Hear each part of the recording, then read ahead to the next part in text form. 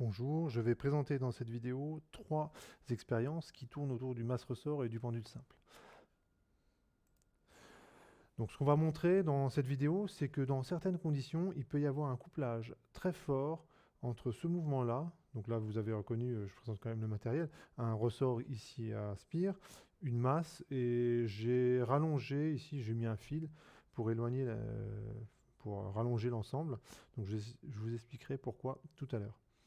Donc vous pouvez avoir un couplage qui est fort entre ce mouvement-là, qui est le mouvement qu'on veut étudier en fait quand on a ce type de manip, et un mouvement parasite qu'on n'arrive pas à éliminer totalement, qui est un mouvement pendulaire. Donc ça c'est à peu près évident quand j'accroche un truc au plafond ou à un support comme ceci, et ben, on a toujours un mouvement de pendulaire possible.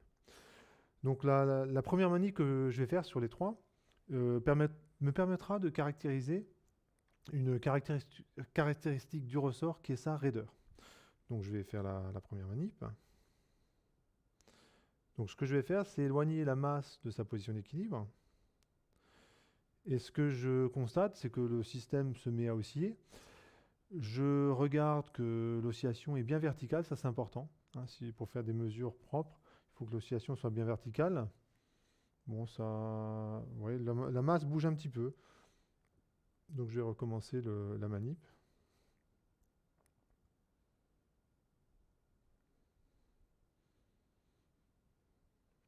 Je recommence. Donc ça, il faut s'y prendre à plusieurs fois, hein, donc ça demande un petit peu de... Ouais, ça a l'air pas trop mal là. Donc on peut regarder... Ouais, ça a l'air pas trop mal. Donc on voit que l'oscillation du ressort, elle est bien verticale. Donc dans ce cas-là, je peux faire des mesures qui sont très précises. En effet, lorsque vous... alors ça, on s'en rend compte quand on fait la mesure. Lorsque je compte, par exemple, sans oscillation, c'est quand même pas mal, hein. Déjà, faut être capable de compter jusqu'à 100 en restant bien concentré, hein, de ne pas compter une oscillation de plus ou de moins. Et ben, on se rend compte que le résultat, même là, il est reproductible. Ça veut dire que la période que je vais mesurer, et qui me permettra d'en déduire la raideur K, c'est une grandeur que je peux mesurer très précisément. En TP, il n'y en a pas tant que ça, des grandeurs qui sont aussi bien définies.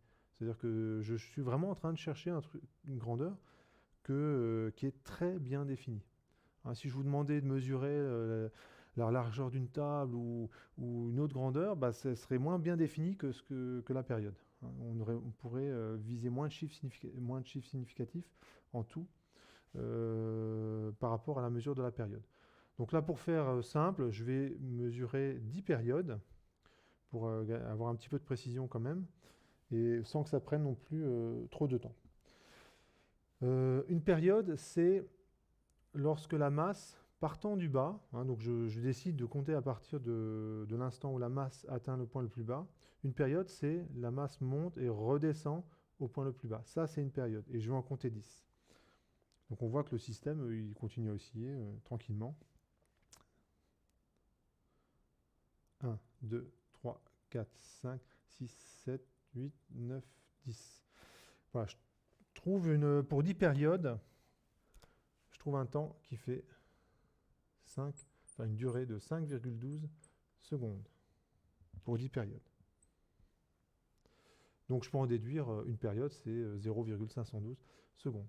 Et la formule qui me permet d'en déduire la raideur du ressort est celle-ci. Donc c'est m fois 4 pi carré. M, c'est la masse qui est ici, qui vaut 100 grammes, à peu près à 1 gramme près, sur t carré. Donc l'origine de cette formule, c'est quelque chose qu'on a vu.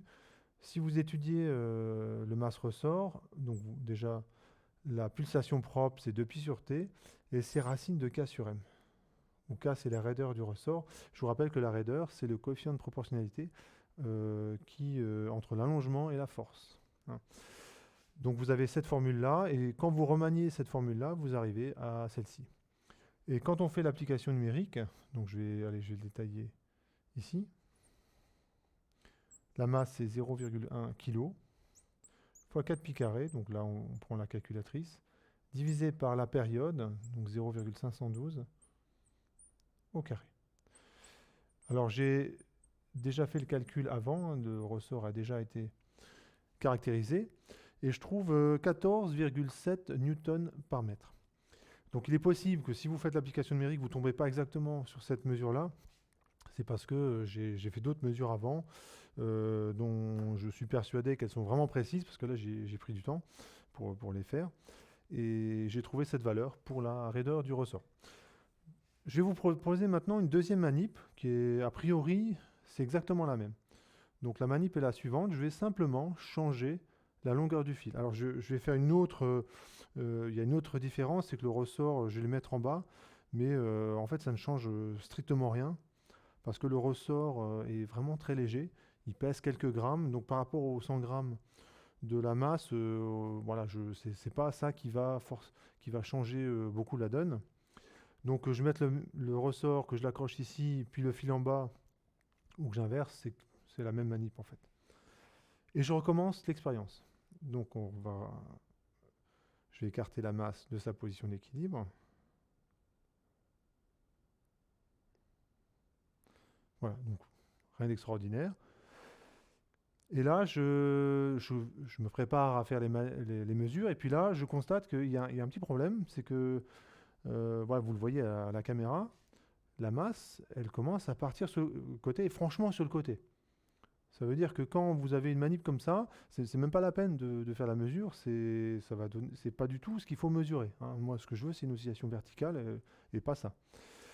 Donc là, je peux me dire que j'ai mal manipé, tout simplement, donc je recommence.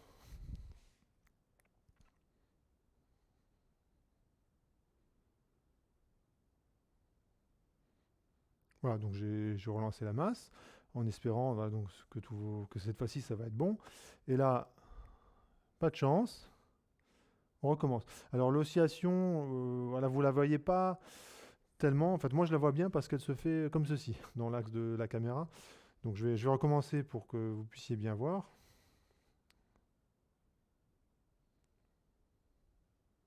Voilà.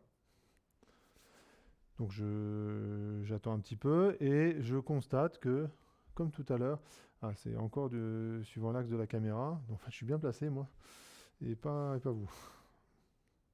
Ah si si quand même. Là vous voyez que la masse se balance. Enfin, en tout cas, elle n'a pas du tout un mouvement vertical et ça n'a rien à voir avec la première manip. Donc la suite de la vidéo, bah, c'est justement enfin, de vous expliquer ce truc-là. Donc je vais vous présenter une troisième manip, toute simple. Je prends une masse, bon, ici c'est 200 grammes, je prends un fil bon, qui est un peu fin pour que vous puissiez le voir, mais voilà, vous avez un fil qui retient la masse.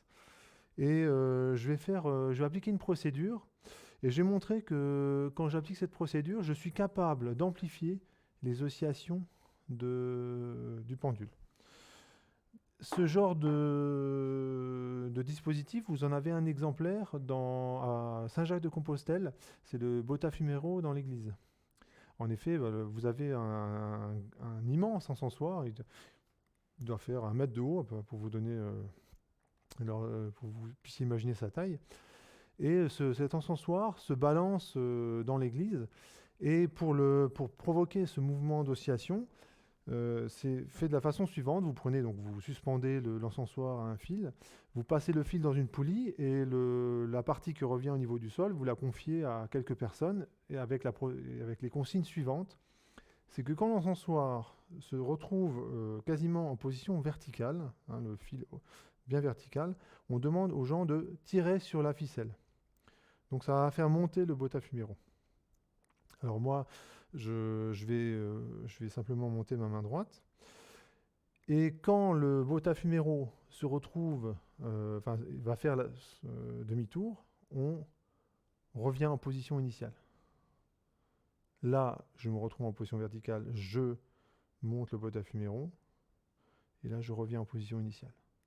Donc la trajectoire, si on pouvait la représenter, ça ferait quelque chose comme ça.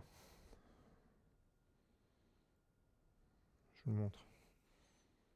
Voilà, ça ferait un truc comme ça. Ça, ce serait la trajectoire d'un pendule simple que je s'appliquer la procédure, c'est-à-dire une longueur constante. Le centre était à peu près ici. Et ce qu'on demande aux gens qui manipulent le Bota Fumero, et donc ce que moi je vais faire dans un instant, c'est que la masse se déplace comme ceci, et quand elle arrive en position verticale, je vais monter ma main droite. Donc la masse, elle va faire cette trajectoire-là. Et puis ensuite, je ne bouge plus. Et quand la masse arrive en position extrémale, donc elle fait demi-tour, je vais descendre ma main droite, et donc je vais avoir une trajectoire comme ça. Et ici, de nouveau, quand la masse revient ici, je vais monter ma main droite, etc., etc. Donc ça fait une trajectoire qui ressemble à peu près à ça.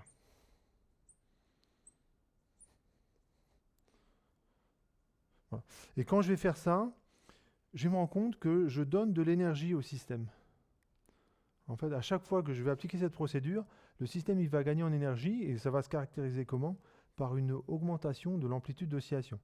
Donc là, je ne vais pas écrire toutes les équations en détail, je ne vais pas tenter une résolution numérique ou une quelconque résolution, hein. Je vais vous convaincre de ça simplement. Si vous regardez la force que j'exerce sur le fil, par exemple, si je prends la masse ici. Alors, imaginons, donc le fil il serait comme ceci. Je tire sur le fil. Donc la force qui s'exerce, qui est assez importante, hein, puisqu'il faut quand même que je soulève la masse, hein, le Bota Fumero à Saint-Jacques de Compostelle, j'imagine qu'ils s'y prennent à plusieurs, hein, pour faire la manipulation. Une seule personne, je pense que ce serait un peu juste. Et si je représente la vitesse, ça fera un vecteur comme ceci. Et quand vous regardez la force et la vitesse, alors c'est pas exactement la même, elles ne sont pas confondues, hein, mais ça va dans le même sens. Donc quand je fais le produit scalaire, ça donne un truc positif. Ça veut dire que pendant cette étape-là, je donne de l'énergie au système. Je me fatigue, quoi. Je monte la masse, je me fatigue, je donne de l'énergie au système. Ce qui fait que et cette énergie, le système, il la dissipe pas tout de suite. Hein, elle finit par se dissiper, mais c'est pas immédiat. Donc le système, il a un peu d'énergie. Et lorsque je fais la manipulation inverse, en fait, quand la masse arrive et commence à faire demi-tour, la tension du fil, elle est pas très importante. Elle est beaucoup plus faible. Ce qui fait que l'énergie que je vais reprendre, parce que si je refais ce schéma-là ici, je vais me rendre compte que le système, cette fois-ci, perd un petit peu d'énergie. Mais ce qui se passe, c'est qu'il va gagner plus d'énergie ici qu'il va en perdre ici et là. Donc à la fin, les amplitudes croissent. Et elles peuvent devenir très importantes. Donc je vais vous faire la petite expérience et puis vous allez constater qu'effectivement ça marche. Voilà, donc je vais faire l'expérience. Donc je vais essayer d'effectivement effectuer qu'un mouvement de bas en haut avec ma main. Donc je vais commencer par lancer le pendule, donc je ne bouge pas, ma main droite ne bouge pas. Et ce que je vais faire, c'est appliquer la procédure.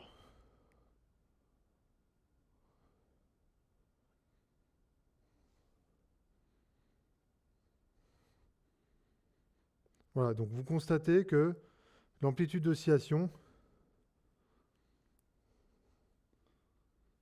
augmente, hein, par rapport à l'amplitude initiale. Donc j'espère que je vous ai convaincu avec cette petite expérience faite avec 3 fois rien. Si on rencontre ce genre de situation dans certains numéros de cirque, par exemple, lorsque vous avez des acrobates qui doivent faire être propulsés en l'air, faire des tas de saltos et de je ne sais quoi, eh bien, il arrive parfois que le système qui propulse la personne, en fait, c'est une sorte de balançoire rigide, et vous avez une personne qui est chargée de manipuler cette balançoire, de la faire tourner. Et si vous regardez attentivement la personne qui fait la manipulation, c'est exactement ça qu'il fait. Quand la balançoire arrive en position verticale, la personne se redresse. Et lorsque la balançoire arrive en fait demi-tour, la personne plie les jambes. donc baisse son centre de gravité exactement comme je vous l'ai montré. Si on représentait le barycentre de la personne, ça ferait exactement la trajectoire que je vous ai montrée. Et si vous répétez cette procédure un grand nombre de fois, vous pouvez même faire un mouvement complet de révolution. Et vous pouvez encore continuer à gagner de la vitesse. C'est-à-dire qu'à un moment donné, vous pouvez faire des tours très très rapidement. Donc vous avez déjà expérimenté ça quand vous étiez petit, hein, sur une balançoire, hein, sans qu'on vous explique rien en fait, hein, simplement avec vos sensations. Mais si la prochaine fois que vous faites de la balançoire, je vous demande de faire un petit peu attention. C'est exactement ça que vous faites. Alors vous ne le faites pas forcément en pliant les jambes, mais avec le mouvement des tibias, hein, dans la partie inférieure des jambes, vous faites ce genre de procédure. Hein, sans qu'on vous dise rien, voilà, vous le faisiez naturellement et ça amplifie l'oscillation de la balançoire. Et là aussi, vous avez pu constater qu'on peut obtenir des amplitudes d'oscillation très grandes. Eh bien, si on veut quantifier un peu tout ça, on peut, je vais tracer la hauteur du point de fixation. Parce que mon idée quand même, c'est de faire un petit calcul derrière. Donc je vais quantifier un petit peu tout ce que j'ai raconté, enfin tout ce que je vous ai montré. Et grosso modo, en première approximation, ça c'est le temps, c'est une fonction sinusoïdale. Donc bon, peut-être que c'était pas si sinusoïdal que ça, mais bon, en première approximation, on va dire que c'est bon. Voilà. Donc ça c'est le mouvement de ma main, de bas en haut. Et si on regarde le mouvement du pendule, donc ce que je vais représenter, c'est θ en fonction du temps,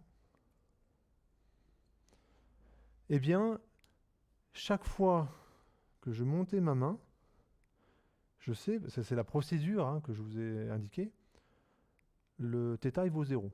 Ça veut dire que je montais ma main à cet instant. C'est là que j'avais la vitesse la plus importante. Également à cet instant. Également à celui-là. Ça veut dire qu'à tous ces instants, θ, il valait 0. Également à cet instant. θ valait 0. Enfin, si j'ai bien manipulé, si j'ai bien appliqué la procédure, j'ai ça. Et lorsque je redescends ma main, donc en fait c'est sur cette portion-là, la θ il est maximal ou minimal, hein, c'est d'un côté ou de l'autre. Donc disons que ici θ il est maximal, donc la courbe elle ressemble à ça. Évidemment, ça continue. Donc vous n'avez pas de mal à imaginer qu'on a une trajectoire comme ceci. Voilà, donc là c'est θ, donc c'est le mouvement pendulaire, et ça c'est la consigne que j'ai appliquée à l'autre extrémité, au point de fixation. Alors ce que vous remarquez, c'est assez étonnant, c'est que l'excitation il y a une certaine fréquence, et la réponse, donc c'est du coup l'amplification du mouvement pendulaire, il a une fréquence qui est 2 fois plus faible. Hein. En effet, là, si je regarde la période ici, eh ben, elle est 2 fois plus petite que là. Ça revient à dire la même chose. Donc ça, c'est assez étonnant comme résultat, parce qu'en général, quand vous excitez un système à une certaine fréquence, sa réponse, en général, est une partie de sa réponse est au moins à cette fréquence-là. Hein, quand vous avez un système que vous l'excitez, vous le faites vibrer à une certaine fréquence, en général, la première réponse qu'il donne, c'est à peu près, c'est à cette fréquence-là. Hein. Ben là, vous avez un exemple où c'est la fréquence divisée par 2. Alors, ce que je vais faire, c'est pour faire mon petit calcul, je vais dire que finalement, le ressort va prendre ma place, en fait. Hein, c'est le rôle du ressort d'allonger ou de raccourcir le fil. Donc, je me permets de noter ceci. La période, je fais comme si c'était la période du ressort. Donc, je sais bien que là, c'est moi qui faisais la manip, mais voilà, le ressort me remplace, et donc c'est à lui de faire ce mouvement-là. Donc, on va dire que ça, c'est l'oscillation qu'impose le ressort verticalement. Et si vous avez la période d'oscillation du pendule. Donc on fait un petit calcul que je vais mener ici. La période d'oscillation du pendule, c'est donc 2 fois la période d'oscillation du ressort. Effectivement, si je double ça, j'ai ça.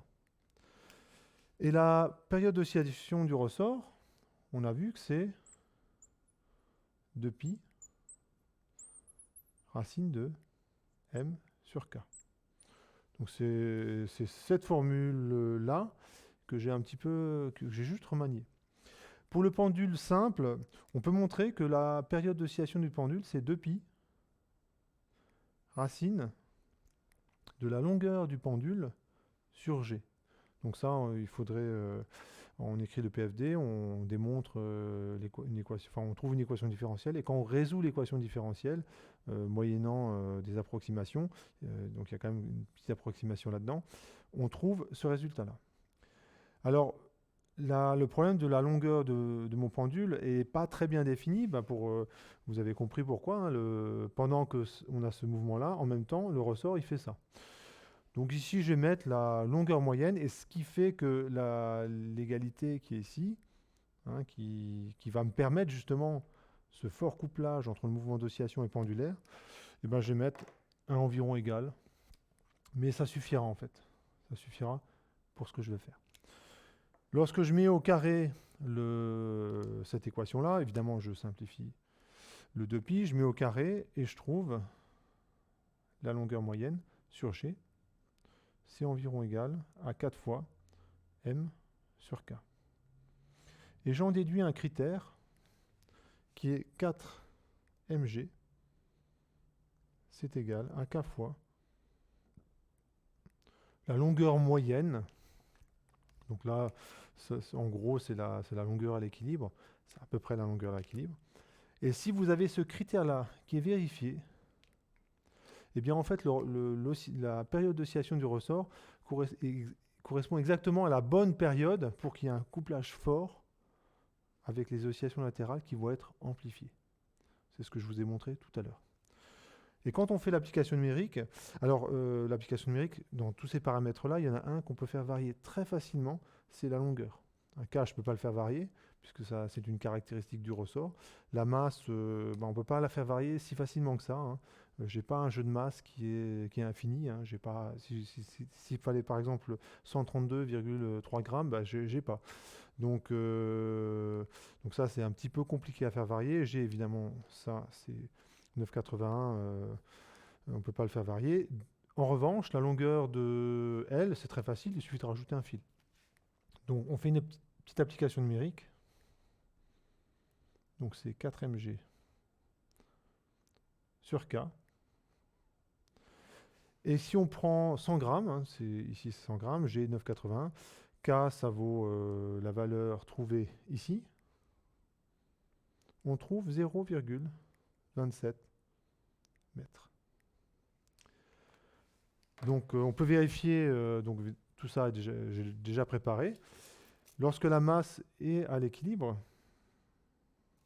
et que je mesure la distance entre le point d'attache et le barycentre de la masse, bon, je tourne le mètre vers vous. Bon, peut-être que vous ne verrez rien, mais faites-moi confiance. On a 27 cm. 27 cm, ça arrive à peu près au milieu, ici, donc au niveau du barycentre de la masse. Et effectivement, quand on fait l'expérience, on constate ce fort couplage. Je vous remontre une nouvelle fois l'expérience. Voilà. Et on va voir apparaître le mouvement pendulaire. Voilà, donc là, normalement, vous devez... Voilà, c'est flagrant. Ce mouvement pendulaire apparaît. Alors, si en TP, vous avez comme ça un ressort récalcitrant, et bien si ça se trouve, vous êtes exactement dans ces conditions-là. Au passage, c'est un moyen de mesurer K. C'est-à-dire que quand vous constatez que vous avez ce phénomène-là, et si votre professeur vous dit vous manipulez mal, vous ne savez pas vous y prendre, vous pouvez dire que c'est pas grave. En fait, on a un critère pour mesurer K, c'est cette formule-là, qui donne, donc ce serait 4 mg sur la longueur qui est de là jusqu'à là. Donc voilà pour cette série de 3 petites expériences qui ont demandé finalement très peu de matériel, hein. C'est un ressort, une masse, un peu de fil, donc c'est pas grand-chose. Et on met en évidence un phénomène qui est assez curieux, euh, qui est ce couplage comme ça entre deux oscillations possibles d'un système. Voilà, je vous remercie.